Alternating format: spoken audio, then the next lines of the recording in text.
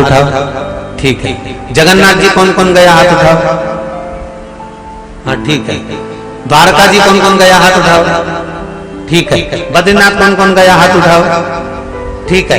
एकादशी के दिन कभी तुम बद्रीनाथ चले जाओ, एकादशी के दिन तुम द्वारका चले जाओ, एकादशी के दिन तुम तिरुपति चले जाओ, एकादशी के दिन तुम जगन्नाथ चले जाओ, एकादशी के दिन तुम्हारी मर्जी पड़े भगवान के किसी धाम में चले जाओ और भगवान को भोग लगाओ और उनकी थाली को झांक कर देखना, उसमें चावल जरूर मिलेगा। उसमें ऐसा नहीं कि चावल नहीं मिलेगा।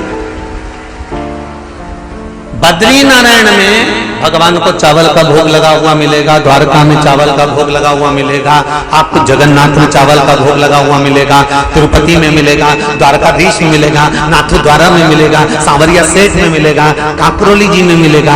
आप जहां जाओगे वहां पर एकादशी के दिन भगवान को चावल आएगा, क्योंकि भगवान के लिए परहेज नहीं है। जो काम में डूबा हुआ है, जो आसक्ति में डूबा हुआ है, जो लोभ में डूबा हुआ है, जो वासनाओं में डूबा हुआ है, जो तृष्णा में डूबा हुआ है और जो माता के गर्भ से जन्म लिया,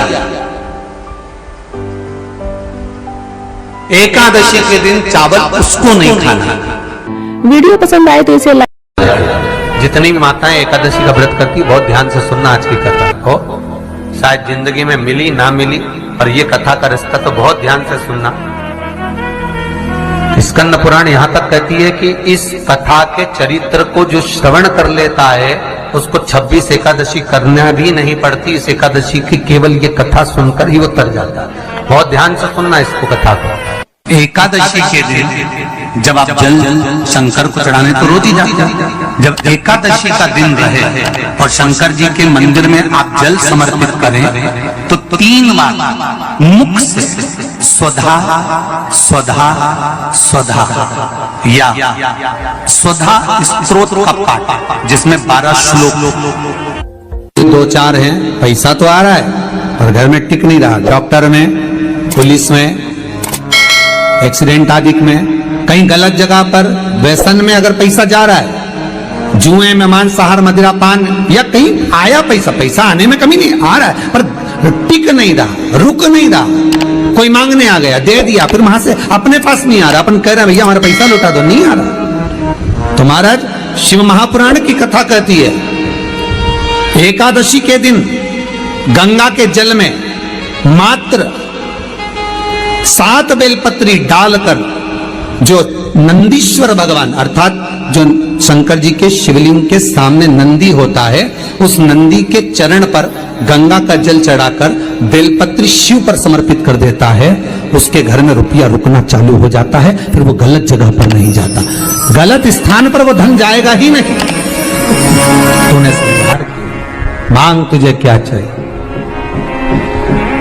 एकादशी ने भगवान विष्णु से कहा, नाथ प्रभु वर दे दो, मृत्यु लोक में जो मनुष्य मेरा व्रत करेगा, चाहे जलचर, थलचर, वायुचर या सांसारिक मनुष्य, मेरा अगर एकादशी का व्रत करेगा प्रभु, उसके यहां धन धान्य वैभव सुख संपदा बढ़ेगी और उस जीवात्मा को नरक नहीं भोगना पड़ेगा, सीधे वैकुंठ का उसको वास मिलेगा।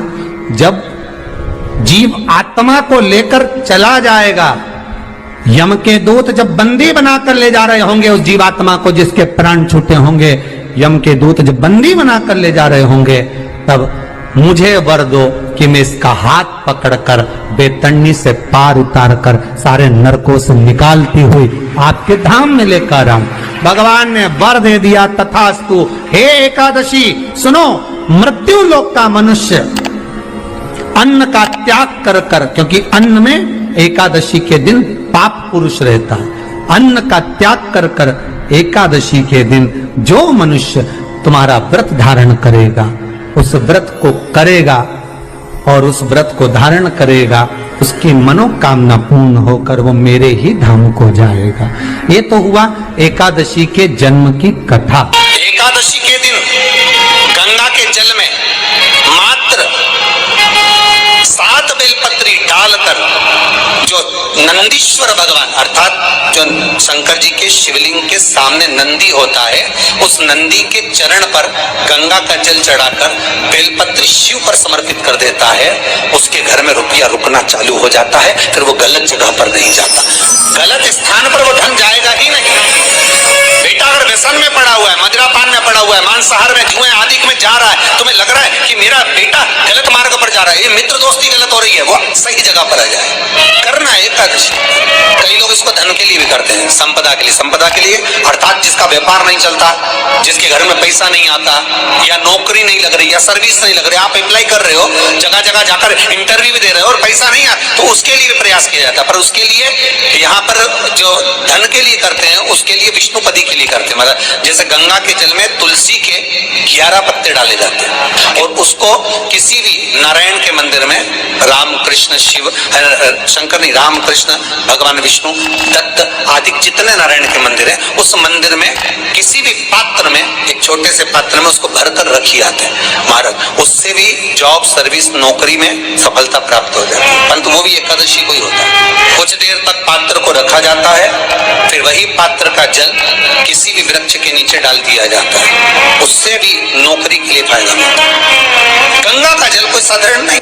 दशमी, एकादशी और द्वादशी, इन 3 तिथियों पर एक रोटी में थोड़ा सा मीठा रखकर सोमक पितृ का नाम लेकर यदि गाय को खिला दिया जाता है, तो अगर कोई पूर्वज प्रेत योनि में भी पड़ा हुआ होता है, भटक रहा होता है, जिसको पिंड नहीं मिला, जो अचानक मर गया होता है, अधोगति में चले गया होता है, उस जीव की मुक्ति दशमी, एकादशी और द्वादशी, 3 दिन सोमक पितृ का नाम लेकर रोटी में, पूरी में मीठा रखकर अगर गाय को खिला दिया जाता है ये 3 दिन तक, तो वो पितृ कभी भटकते नहीं है, उनको मुक्ति प्राप्त हो जाती है मोक्ष में।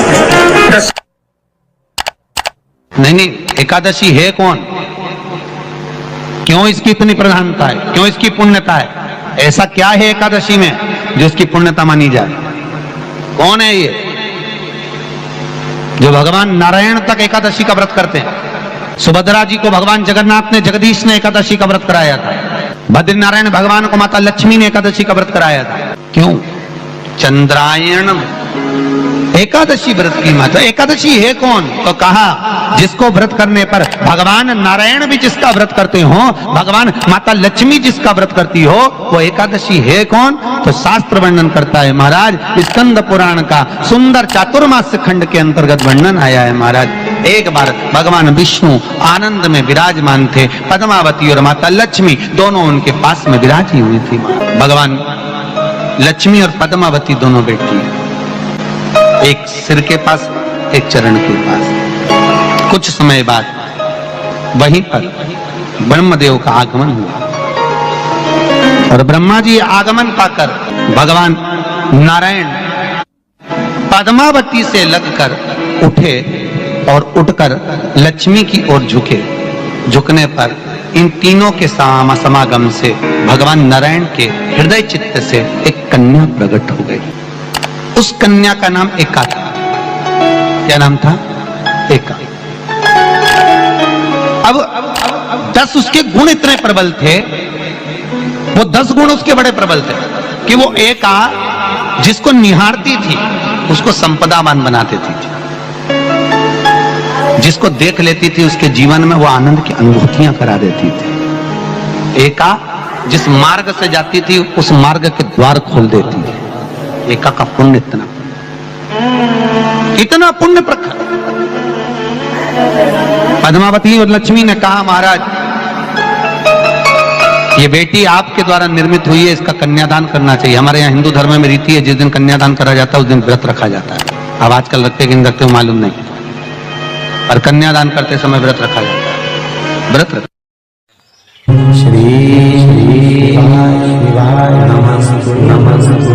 एकादशी के दिन कभी कभी तुम बद्रीनाथ चले जाओ, एकादशी के दिन तुम द्वारका चले जाओ, एकादशी के दिन तुम तिरुपति चले जाओ, एकादशी के दिन तुम जगन्नाथ चले जाओ, एकादशी के दिन तुम्हारी मर्जी पड़े भगवान के किसी धाम में चले जाओ और भगवान को भोग लगाओ और उनकी थाली को झांक कर देखना, उसमें चावल जरूर मिलेगा। उसमें ऐसा नहीं है कि चावल नहीं मिलेगा। बद्रीनारायण में भगवान को चावल का भोग लगा हुआ मिलेगा, द्वारका में चावल का भोग लगा हुआ मिलेगा, आपको जगन्नाथ में चावल का भोग लगा हुआ मिलेगा, तिरुपति में मिलेगा, द्वारकाधीश में मिलेगा, नाथद्वारा में मिलेगा, सांवरिया सेठ में मिलेगा।